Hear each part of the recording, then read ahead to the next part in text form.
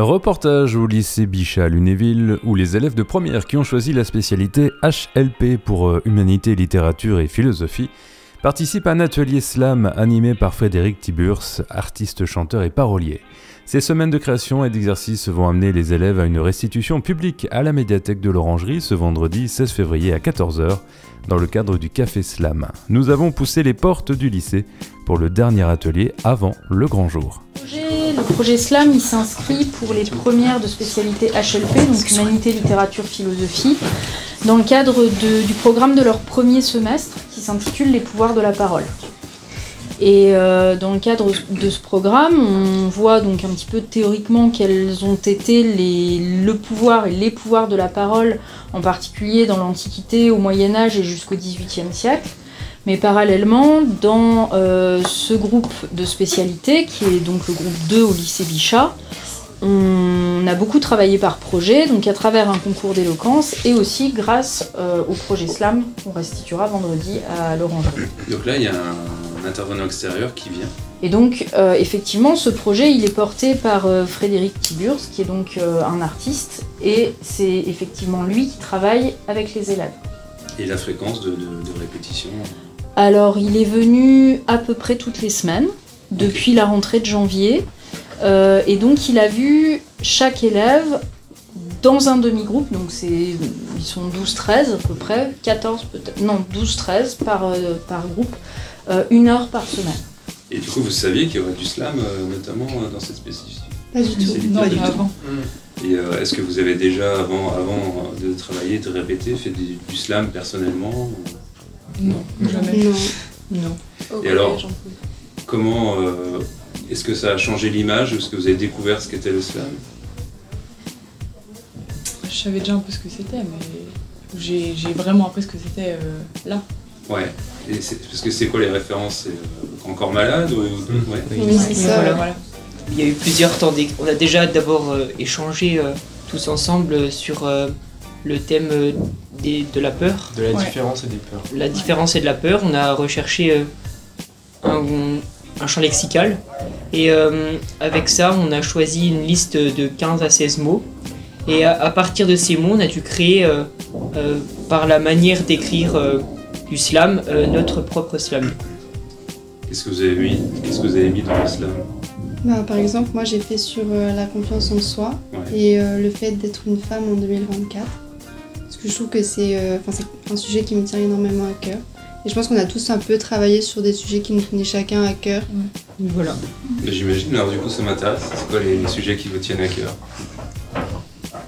Moi c'était plutôt le regard des autres, le jugement et ce que ça influe sur notre estime de nous. Je vous ai toutes et tous donné des conseils, parfois les mêmes, parfois individualisés.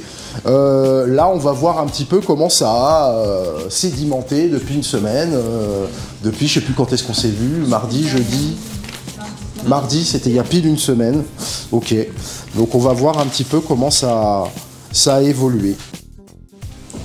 Être aimé, c'est une grande question, notre question. Aimer, l'amour, ce terme que nous employons dans toutes les chansons, nos discussions. Aide-t-il à te rendre heureux ou du moins amoureux? À cause de ma peur, ma sensibilité, je me demande si c'est vraiment moi que tu veux. S'estimer, pour moi, c'est vraiment compliqué, surtout lorsque le gouffre est à nos pieds. Aimer n'est pas un simple mot, c'est une action qui me pousse réellement vers le haut. Sois toi-même, c'est l'essentiel, car c'est pour cela que je t'aime. Même moi, la solitaire, malgré mes tourments et mes peines, alors, plutôt à l'heure de notre rencontre, je sentis la peur de l'amour, la peur d'être aimé disparaître, m'isolant ainsi de mes tourments, de toutes ces idées au fond de mon être. Aime-moi, aimons-nous aussi longtemps que la vie nous l'accorde. Merci d'avoir fait partir cette peur grâce à tes sentiments, tes actes et tes paroles. Ok. Merci Emma. Alors, ce que je note qui a bougé depuis la semaine dernière, c'est qu'effectivement, t'appuies sur les mots vachement plus que la semaine dernière. Mais du coup, pense quand même à marquer tes silences, tu vois. Voilà. Même moi, la solitaire, malgré mes tourments et mes peines, alors, ou plutôt à l'heure de notre rencontre, je sentis la peur de l'amour, la peur d'être aimé, disparaître, m'isolant ainsi de mes tourments, de toutes ces idées au fond de mon être. Tu vois ?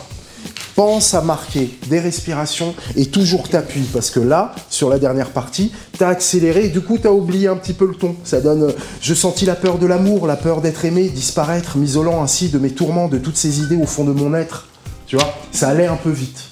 Et donc la restitution, j'imagine qu'il y a un peu d'appréhension. Oui. Non? Si. Si. Partagé. Bah, ça dépend de chacun. Il y en a qui sont plus à l'aise à l'oral qu'à l'écrit ou inversement. Mais à l'inverse, je pense que ceux qui sont un peu plus timides, c'est un exercice qui peut vous aider à être plus à l'aise aussi après. Enfin, c'est l'objectif, j'imagine. C'est d'une part l'objectif, et puis moi, bon, c'est quand même la deuxième année que... Enfin, ça va être la deuxième fois que je vais à l'orangerie pour la restitution.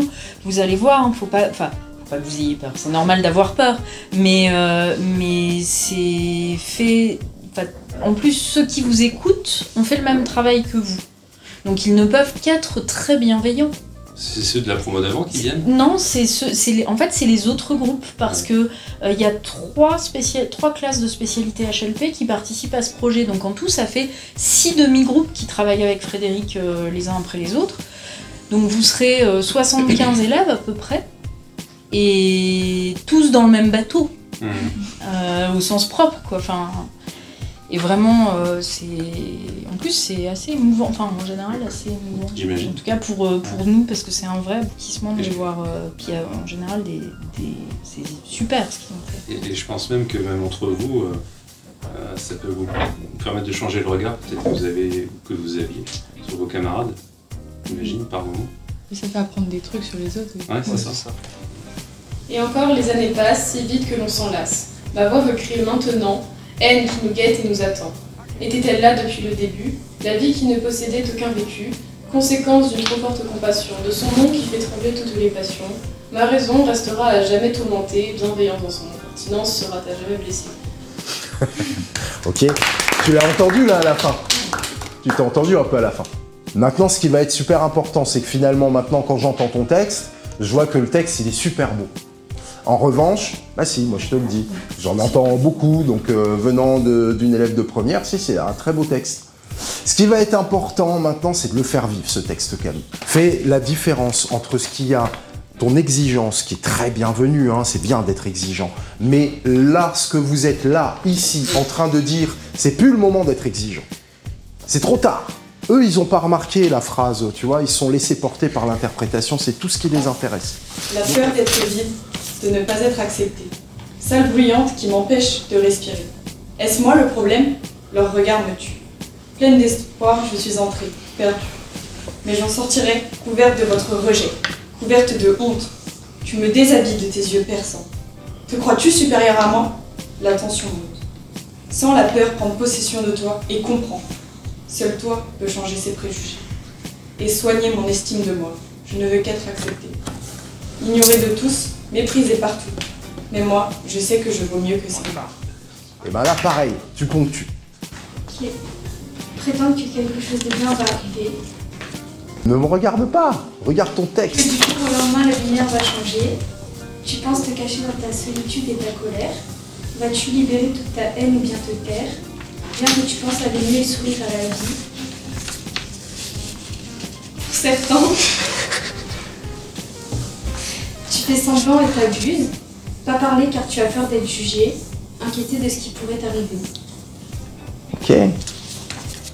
Ok, ça marche, ça, Sylvie. Une certaine bienveillance, j'imagine, parce que vous n'allez pas vous moquer de celui derrière lequel vous allez passer. C'est ce qui fait peur pour vendredi. Enfin, moi, personnellement, c'est pas le fait de passer à l'oral, mais c'est que dans le texte, c'est intime et c'est des trucs personnels et c'est difficile de les lire à voix haute devant tout le monde. Ouais. La contrainte d'écriture, finalement, elle vous aide à créer ou est-ce qu'elle est un frein à la création? Moi, pour ma part, je sais que c'était un gros frein. J'ai eu vraiment du mal à écrire quelque chose de bien et je n'aime toujours pas mon travail là maintenant. Et vous pensez que c'est à cause de l'acrostiche? Oui. Moi, oui. C'est difficile de trouver une phrase qui va avec le reste. Enfin, c'est dur. Ça nous impose des contraintes finalement.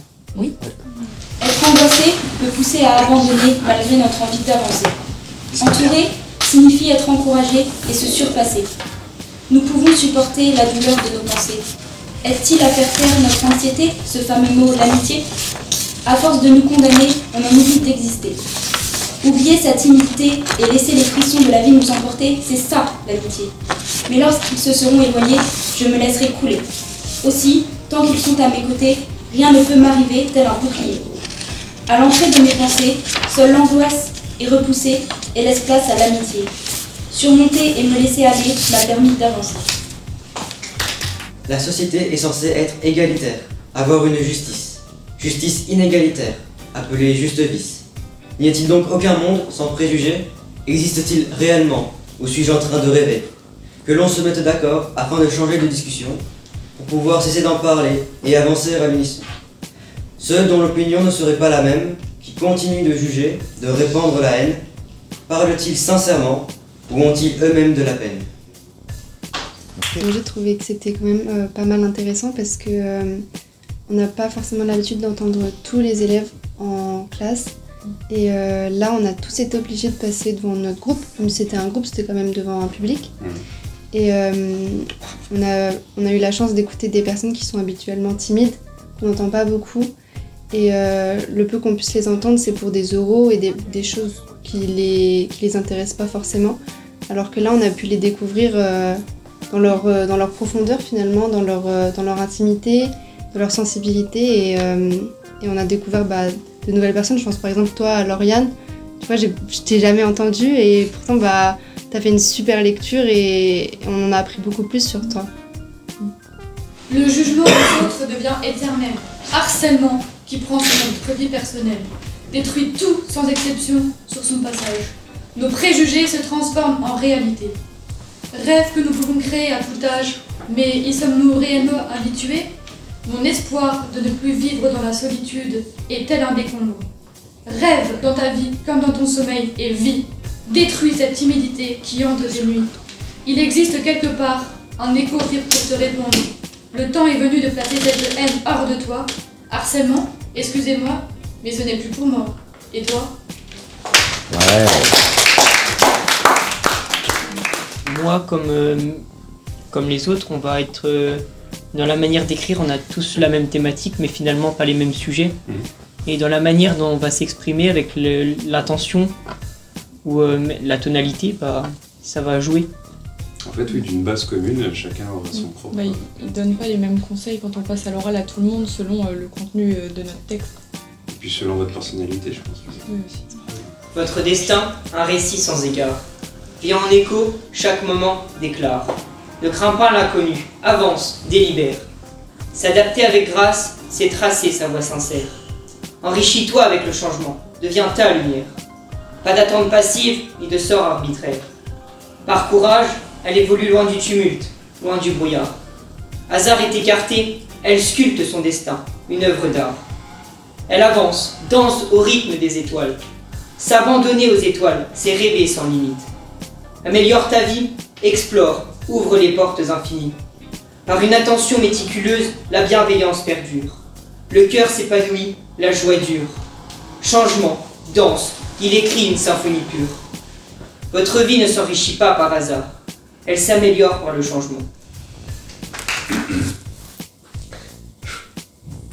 L'écho des rues, l'élan des cœurs. Expérience gravée à travers les mœurs. D'un destin tracé tout en douceur. Un regard profond, une douce candeur. Esprit vagabond, errant entre les pensées. En quête d'équilibre dans un monde délaissé. Fait de rêves brisés mais d'espoir indompté. La vie danse un ballet de destin entrelacé.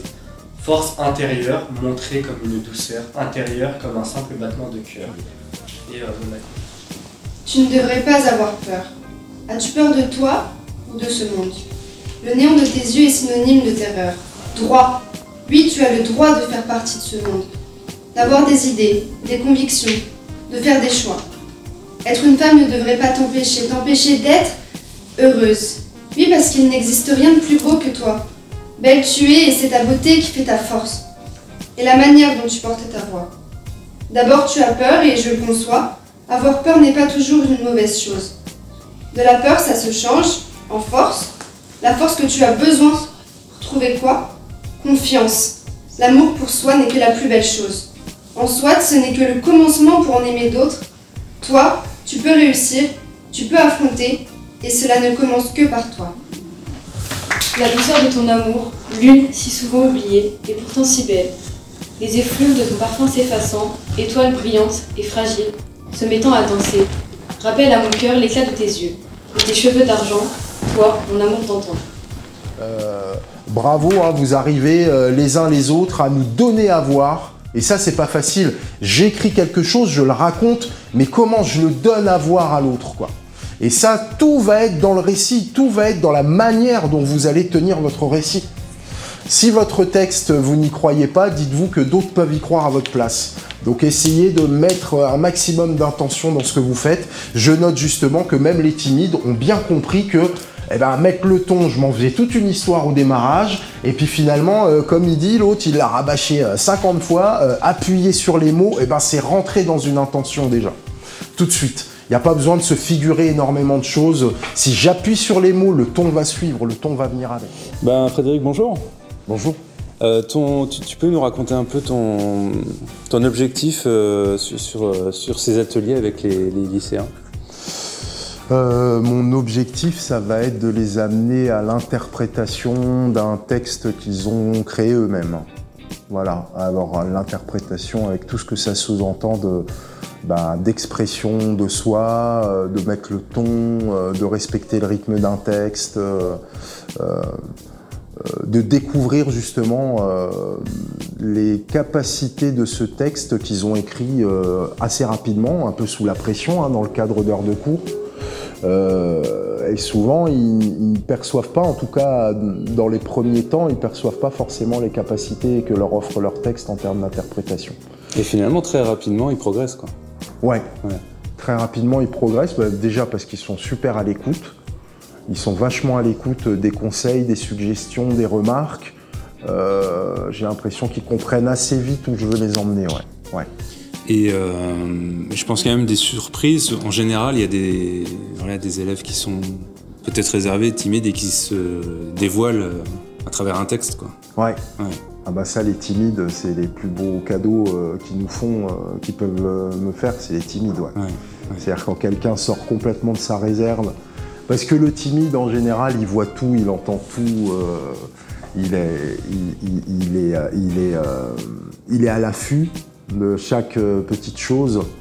Il n'aime pas se mettre en avant, il a un peu peur du regard de l'autre, voire très peur du regard de l'autre. Mais en général, c'est quelqu'un d'intelligent. C'est quelqu'un d'intelligent et de sensible.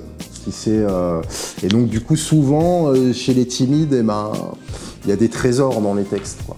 Et des fois, quand ils se mettent sur le terrain de l'interprétation et qu'ils sortent de leur coquille d'un seul coup, ça peut surprendre. Ouais. Et ton parcours, du coup, personnel par rapport à l'oratoire, au slam, au texte? Moi, je suis venu à l'écriture assez tôt dans ma vie, vers 12, 13 ans, parce que j'étais à la campagne et que je m'ennuyais terriblement.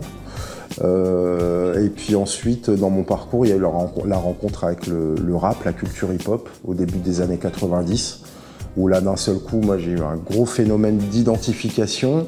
J'écrivais déjà et j'écoute des artistes qui proposent quelque chose de complètement nouveau. Il y a de la rime, il y a du rythme, c'est scandé, c'est sur des sujets sensibles.